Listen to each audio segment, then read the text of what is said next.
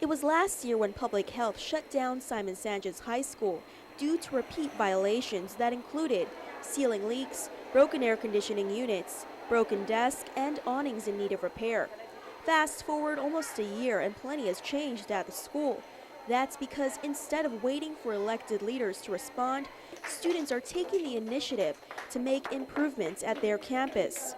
Senior Diana Valencia says a little paint has gone a long way to make the school their home away from home. Since it's our second home, we want it to feel like a home. And so it's something that we're trying to improve ourselves. At the gym, Student Body Association President Rhoda Bosto points out leaks in the ceilings. Bosto says the school's cafeteria has a similar problem, but the area is cordoned off from student use.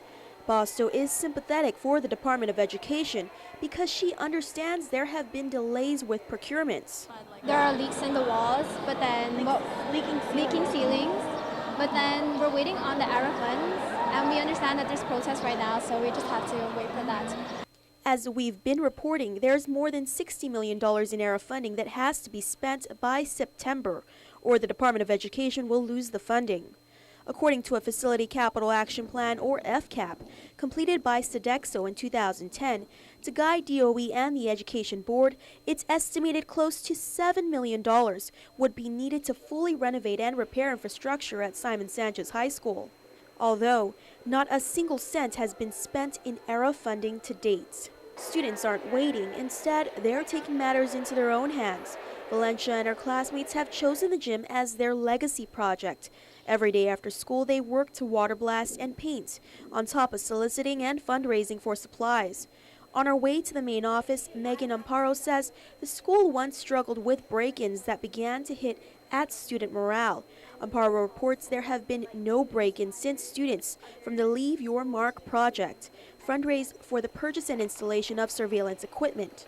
For seniors Sarah Garcia and Eric Atibas, it's too easy to blame the island's leaders for the school's failing facilities. If you were to grade our elected leaders' performance in improving public education, what would you grade them? The public and the government knows how bad it is at public schools. Well, we don't really feel like there's a need to grade our leaders for our government, because we're here as seniors and we're already doing something about it, like we don't really need to focus on what bad our government has done. All we can do is put out our work and then see if they can come and help us.